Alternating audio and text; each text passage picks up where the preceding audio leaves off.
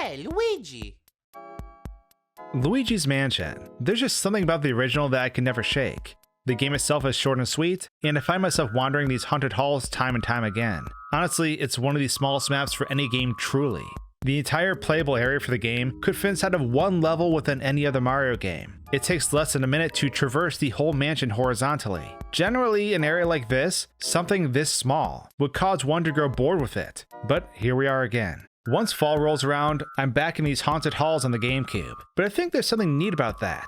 This house, which would just be a single dungeon in any other game, has enough pull for me to revisit it yearly. And every time I do, there's something new to discuss. From lost coins in the void, to mysterious winds that pick up the player and spit them out of bounds, to hypothetical out-of-bounds areas that were scrapped from the game that still contain camera data. There's always something new, and this time is no different. This is the story of how people thought you could unlock Mario and Luigi's Mansion, and the true origin of Gooigi.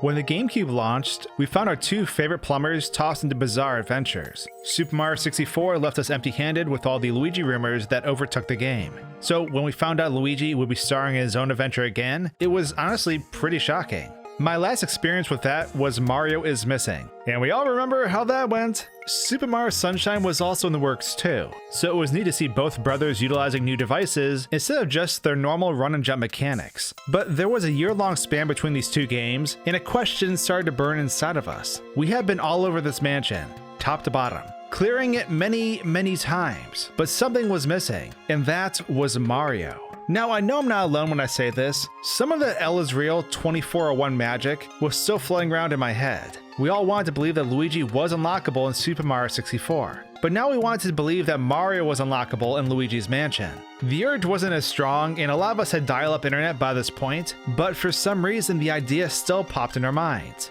Now that we are older though, we weren't exactly having lunch table conversations about it. And I think that's exactly what makes this whole concept even more mysterious than the wild goose chase that L is Real took us on. Luigi was never seen in Super Mario 64, and we wanted to believe he was there. Whereas Mario appeared at the end of the game in Luigi's Mansion, right before a bonus mode was unlocked. This hidden mansion was confusing for a lot of us, especially those in the United States. For those of you outside the country, perhaps it wasn't so much. Here in the States though, it was kinda hard to tell what exactly was different about the hidden mansion. It looked exactly the same, so it was perplexing. Since we were already pretty good at the game at this point, a lot of the ghosts didn't deal damage to us since we knew how to defeat them. Nor did we notice that the poltergeist was a bit stronger. These were the only real two changes to the mansion.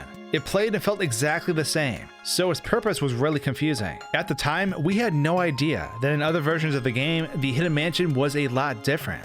In the PAL version of the game, the hidden mansion was actually mirrored as a level. Everything was essentially flipped, which made the game immediately feel like the hidden mansion was an advanced form of the adventure. Not only that, but there was an increased number of ghosts. The boss battles became changed. I mean, I would have loved to try to take on the hidden mansion form of Bolassus. You get to ride around the Poltergeist 3000 like it's a miniature car. It looks hard as heck to control, but it sure would have completely changed the experience than the normal hidden mansion boss fight the USA got. Anyways, Boo's had more health. There was a lot more treasure available in the game, and overall it was a lot harder to restore Luigi's health. The PAL version of the game was just that much more superior. But we didn't know this was going to be the case since it came out 6 or so months after the US release. Beyond that, we didn't know how things were different because things like YouTube weren't around. People weren't exactly showcasing the differences between the versions, so we were confused. We were given an additional bonus mansion in the game, but we weren't able to tell what was different about it at all.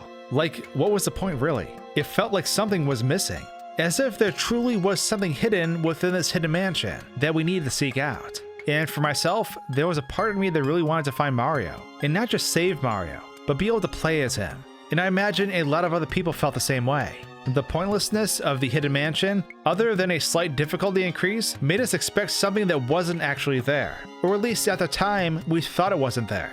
However, fast forward almost 18 years into the future, to today, and perhaps we weren't as crazy as we thought. Mario was there, but just not where we could see him. As time went on, and majority of the player base put down Luigi's Mansion to move on to other games, there's of course always a select group of individuals who had other plans. People who fell in love with the game's charm and were curious about how it all worked. Like many Mario games, there are communities who try to actively mod and alter the game to offer new experiences. And while it certainly isn't as common as things like Super Mario 64, there is a dedicated modding community for Luigi's Mansion. However, a lot of this stuff didn't happen until 10 years after the game came out. The tools weren't really readily accessible back then. Even today, they're not completely refined, but during 2010 through 2013, a lot of awesome things were discovered. You can find a lot of these things documented on the cutting room floor, or on the old forum archives of Luigi's Bigger Mansion, which was a Pro Boards forum centered around the game. In the 3D model file directory of the game, there were a lot of neat objects. Not all of them were utilized either, but there was one that perplexed people. It was called B Mario.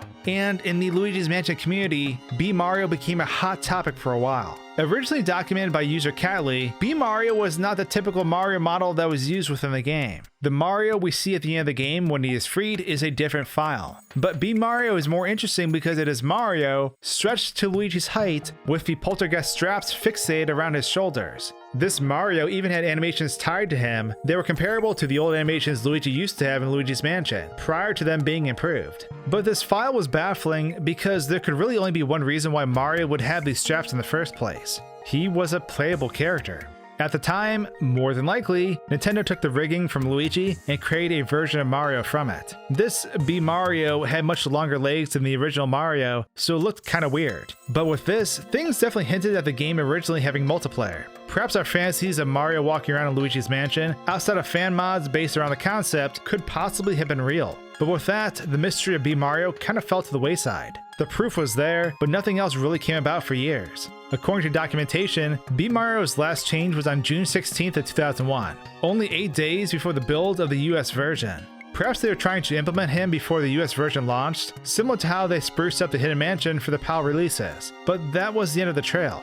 Going forward, lots of talented researchers like Ellen Finnish, Catley, Aromas for the bin file viewers, Ralph with his amazing action replay contributions, Luigi M1, Space Cat, Is Easy Actually, TheHappyFaceKing, Absolute G/Gambit, Lukie D, and many more continue to contribute a lot across the space, slowly documenting the things that still remained in the files, and time continued to pass. The dream of Luigi's Mansion's Mario started to fade, especially since only in a few years we'll be hitting the 20-year mark of the game. During this time, multiplayer was of course introduced in 2013 through Dark Moon, and then later on in the inclusion of the re-release of Luigi's Mansion for the 3DS.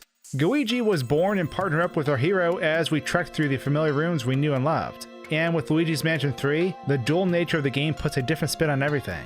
But it's funny because we never knew how close we actually were to solving the mystery of the B Mario file when we were playing the 3DS remake of the game. What was experienced there wasn't a new concept at all, and it wasn't until a monumental breakthrough in the summer of 2019 did we realize what was hiding inside Luigi's Mansion this entire time.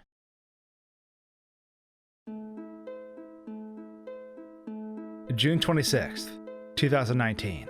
A modder by the name of KIRBYMIMI, who normally had focused on Pikmin, had been tinkering with Luigi's Mansion occasionally. After singling out Luigi's specific bytes that reference him in the code, KIRBYMIMI located a number that determined the quantity of Luigi's, and when this was altered, a second Luigi was added to the map.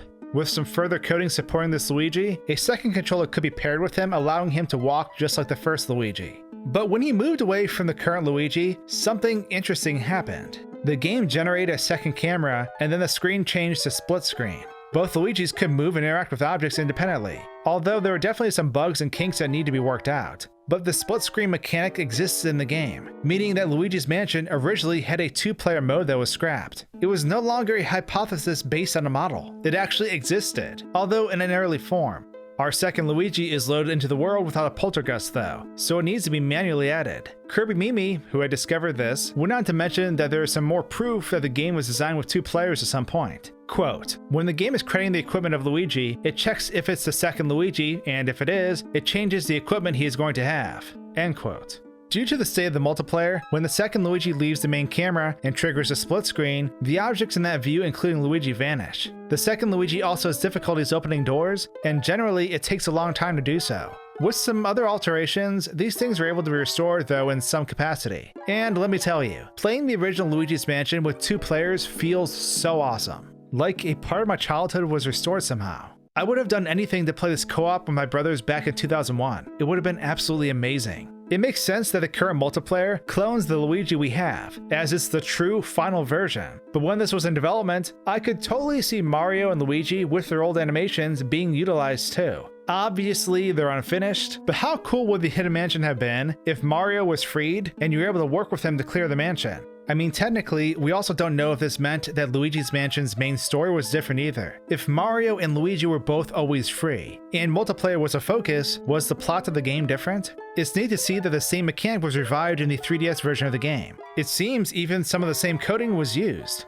In Luigi's Mansion, both Luigis can latch onto the same ghosts like in the 3DS version. Gooigi's limitations were the same as this clone Luigi too. Our Luigi struggles to open doors, while Gooigi can't even open them. Kind of funny to see how things just sort of picked up right where they left off. So it took almost 18 years to uncover Gooigi's unknown origins, a scrap multiplayer we never knew was there. To put to rest the rumor that Mario might have been playable in Luigi's Mansion, because now we know. We finally know that unlike El Israel 2401, there was truth to this rumor and speculation after all. I just can't believe something like this had laid dormant for this long. It's truly remarkable that it was uncovered.